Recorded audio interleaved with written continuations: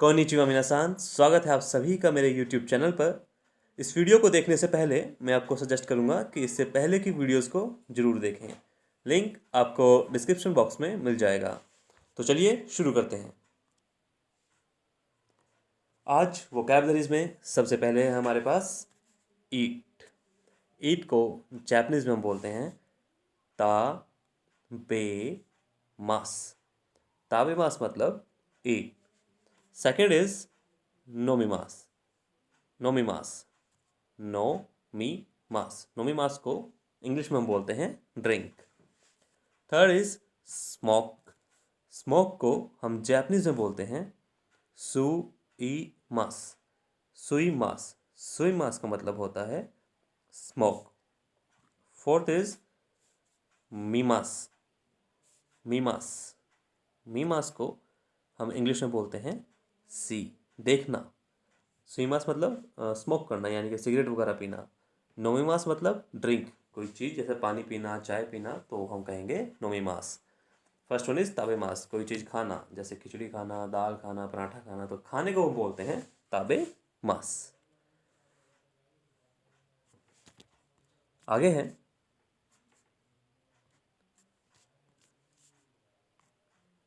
सी। सी को हम जापानीज में बोलेंगे मी मास। मी मास मतलब देखना। मी मास मतलब देखना। रीड। रीड को हम जापानीज में बोलते हैं यो मी मास। यो मी मास। यो मी मास मतलब पढ़ना। थर्ड इज टेक। टेक को जापानीज में बोलते हैं तोरीमास। तोरीमास। तोरीमास मतलब टेक, टू टेक, कोई चीज़ लेना, उसको हम बोलेंगे तोरीमास। फोर्थ इज मीट, यानी कि मिलना, तो ये होगा आई मास। आई मास मतलब मीट, यानी कि मिलना। आगे है मॉर्निंग। मॉर्निंग को जापानीज में हम बोलते हैं आसा। आसा। नेक्स्ट इज नून। नून यानी 12 बजे, दोपहर के 12 बजे का समय, उसे हम बोलेंगे हिरू। हिरू। Third is evening. इवनिंग को जापानीज में हम बोलते हैं बान। इवनिंग मीन्स बान। Fourth one is meal. Meal यानी कि भोजन, तो उसे हम बोलेंगे गोहान। गोहान। मील मीन्स गोहान। Next is water. वाटर को हम जापानीज में बोलते हैं मीजू। मीजू। आगे है टी, ग्रीन टी। इसको हम जापानीज में बोलेंगे Ocha. Ocha. Next is black T. Black T को हम जापानीज में बोलेंगे कोचा। कोचा। आगे है मिल्क। मिल्क को हम जापानीज में बोलेंगे ग्यून्यू। ग्यून्यू। ग्यून्यू।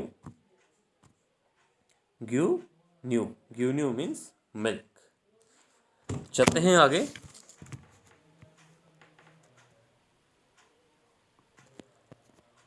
Next is juice. जूस को हम जापानीज में बोलते हैं जूसु। जूसु। बियर को हम जापानीज में बोलेंगे बीरू। बीरू। Wine is wine. Wine is ओसाके। ओसाके। नेक्स्ट है वाट। वाट का मतलब होता है नान या नानी। नान और नानी दोनों का मतलब सेम ही है, वाट, लेकिन इनके जो यूसेज में थोड़ा डिफरेंस है। वो क्या है वो हम आगे ग्रामर जब करेंगे तब समझेंगे। अब चलते हैं हमारे ग्रामर सेक्शन में। ग्रामर में सबसे पहले हम पढ़ेंगे ट्रांजिटिव वर्ब्स, जैसे खाना, पीना, सोना। तो वो वर्ब्स, ट्रांजिटिव वर्ब्स वो हैं जहाँ पे आपको कोई काम करने के लिए किसी चीज़ की ज़रूरत पड़े। उदाहरण के तौर पर नीचे एग्जाम्पल लिखा है मिजू, मिजू ओ नोमीमास। अब यहाँ पे आपने वर्ब क्या करी, पिया, लेकिन क्या पिया, पानी। तो आपको पीने के लिए किसकी जरूरत पड़ी, पानी की। तो जब कोई वर्ब करने के लिए हमें किसी चीज़ की ज़रूरत पड़े तो वो होती हैं ट्रांजिटिव वर्ब। और जो वो वर्ब्स जिन्हें करने के लिए हमें किसी चीज़ की ज़रूरत नहीं है, जैसे सोना है, बस सो गए, आपको कोई ऑब्जेक्ट की ज़रूरत थोड़ी ना पड़ेगी सोने के लिए। या भागना है, भाग पड़े, या कोई दौड़ लगा रहा है तो दौड़ पड़ा, तो उसे किसी ऑब्जेक्ट की ज़रूरत नहीं है दौड़ने के लिए। लेकिन नोमीमास, जैसे कुछ पीना है तो पीने के लिए उसे कुछ ना कुछ चाहिए ना, तो वहाँ पे क्या है, पानी, यानी कि मिज़ू। ताबेमास, उसे ब्रेड खाना है, पान मतलब होता है ब्रेड, पान मतलब होता है ब्रेड, तो उसे ब्रेड खाना है, तो पान और ताबेमास। आई होप कि आपको अच्छे समझ आ रहा होगा। तो वो वर्ब्स जहाँ पे हमें किसी चीज़ की ज़रूरत पड़े किसी वर्ब को कंप्लीट करने के लिए और उसके बिना वो वर्ब नहीं हो सकती, तो उसे हम बोलते हैं ट्रांजिटिव वर्ब। और इनट्रांजिटिव वर्ब जहाँ वो चीज़ हो सकती है बिना किसी अनदर ऑब्जेक्ट के।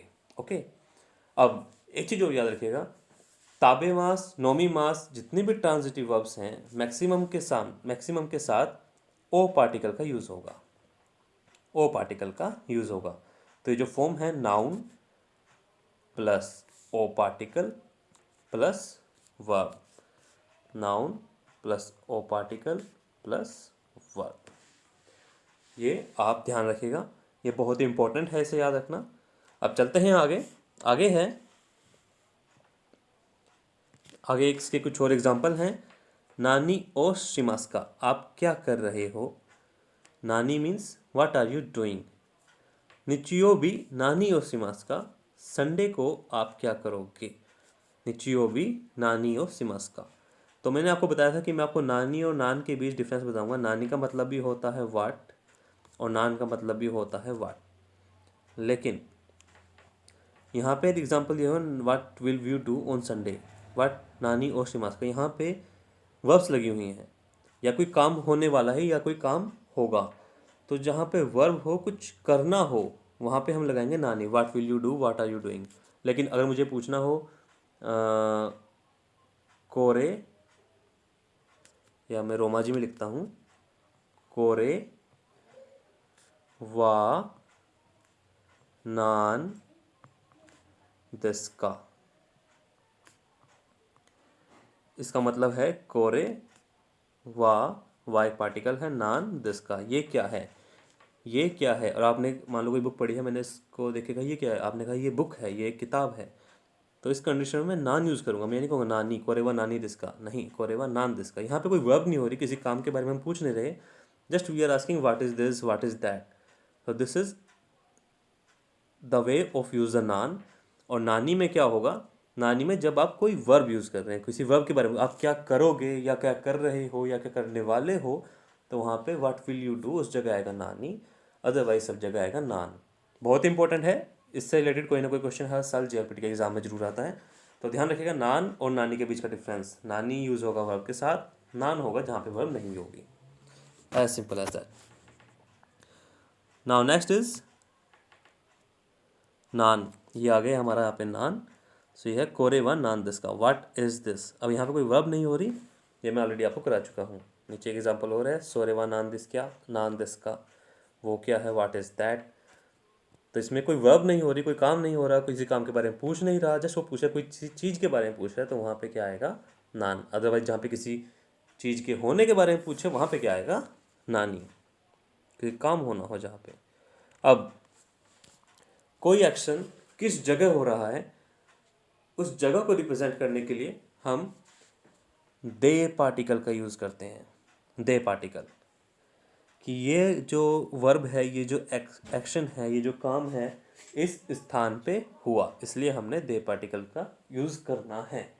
ठीक है, एग्जाम्पल है, कैंटीन दे पान ओ काइमास। काइमास मतलब होता है खरीदना, काइमास मतलब होता है खरीदना। ठीक है, यहाँ बाय, इंग्लिश में बोले तो बाय। अब कैंटीन दे, उसने ब्रेड खरीदी, ये एक एक्शन है, लेकिन ये एक्शन कहाँ पे हुआ, ये एक्शन हुआ कैंटीन में, तो इसलिए हमने दे पार्टिकल का यूज़ किया। ये एक्शन, ये दे पार्टिकल है, उस स्थान के बाद यूज़ होगा जहाँ पे वर्ब हुई है, जहाँ पे एक्शन हुआ है। कैंटीन दे पान ओ तबेमास, कैंटीन दे पान ओ काइमास। ओके, तो ये वर्ब कैंटीन में हुई है, तो इसलिए मैंने ये कैंटीन, तो इसलिए मैंने दे पार्टिकल का यूज़ यहाँ पे किया। I buy the bread at canteen. Next is मासेनका। मासेनका, मासेनका आपको देखने में लग रहा होगा कि ये एक नेगेटिव फॉर्म है, लेकिन ये नेगेटिव नहीं है। अभी आपको समझ आ जाएगा कि ये नेगेटिव कैसे नहीं है। इसका पहले समझ लीजिए आप कैसे यूज़ करना है। मान लीजिए कोई वर्ब है और वर्ब के लास्ट में most of the time mass हमारा लगा होता है, तो उस मास को हटाकर उस मास को रिप्लेस करके हम मासेन का लिख देंगे। माँ सेन का, मासेन का लिखेंगे इन प्लेस ऑफ मास। मास को हटा के मासेन का हो जाएगा, मासेन का हो जाएगा मास को हटाकर। लेकिन अब इसके क्या मतलब है? इशोनी, इशोनी मतलब होता है टुगेदर, टुगेदर। इशोनी कोइन मीन्स पार्क, कोइन मीन्स पार्क। सो इशोनी मतलब टुगेदर, कोइन मीन्स पार्क। इशोनी कोइन इकीमास सेन का, इकीमास मतलब क्या होता है? गो, ठीक है। लेकिन यहाँ पे क्या है इसका मतलब? इकीमास सेन का, अगर हमने किसी से पूछना हो कि आप मेरे साथ या साथ में पार्क चलेंगे क्या, तो यहाँ पे आप सामने वाले को ऑफर कर रहे हो कि कोई चीज़, या आप इनवाइट कर रहे हो कि आप ऐसा करना चाहेंगे क्या। तो वो उस पर डिपेंड करता है कि वो हाँ में रिस्पॉन्स करेगा आपके साथ या ना में रिस्पॉन्स करेगा आपको। तो जब आप सामने वाले को ऑफर देते हो कि चीज़ के बारे में कि आप ये काम करना चाहेंगे, ये चीज़ लेना चाहेंगे, ऐसा करना चाहेंगे, तो वहाँ पे हम मासेन का यूज़ करते हैं। और एग्जांपल ले लेते हैं। अगर इकी मासेन का आपको किसी ने पूछा कि साथ में खाना चाहोगे क्या, तो इशोनी, इशोनी सेम ऐसा रहेगा, तो ये हो जाएगा ताबे, ताबे मासेन का साथ में खाना चाहोगे क्या। अब आपको पूछना साथ में पीना चाहोगे क्या, तो साथ में पीना चाहोगे क्या, तो इशोनी नोमी मासेन का। ये आई होप अब आपको क्लियर हो चुका होगा। इसका डायरेक्ट मीनिंग है कि सामने वाले को किसी चीज़ के लिए ऑफर करना, ठीक है।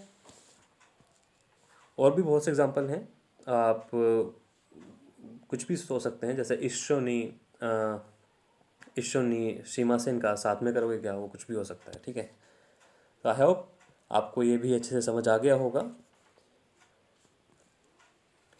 तो दोस्तों आज के लिए बस इतना ही। अगर आपको मेरी वीडियो पसंद आई तो प्लीज़ लाइक कीजिए, सब्सक्राइब कीजिए और शेयर कीजिए। अगर आपका कोई सजेशन हो तो प्लीज़ कमेंट बॉक्स में नीचे टाइप कीजिए। थैंक्स फॉर वॉचिंग कांतानी होंगो।